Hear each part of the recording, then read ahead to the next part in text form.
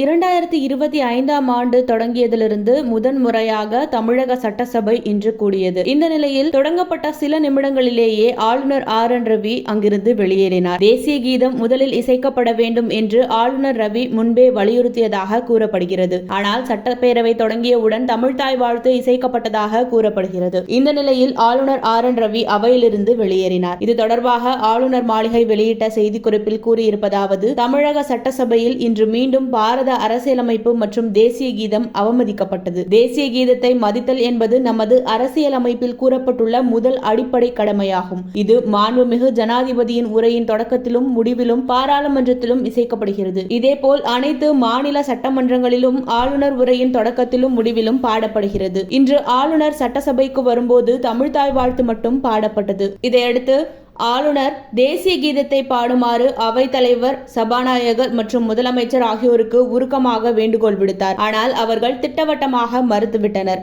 இது மிகவும் கவலைக்குரிய விஷயமாகும். அரசியல் சாசனம் மற்றும் தேசிய கீதத்தை அவமதிக்கும் செயல்களில் ஈடுபடக்கூடாது என கவர்னர் கடும் வேதனையுடன் சபையை விட்டு வெளியேறினார். இவ்வாறு ஆளுநர் மாளிகை அளித்த விளக்கத்தில் கூறப்பட்டிருந்தது.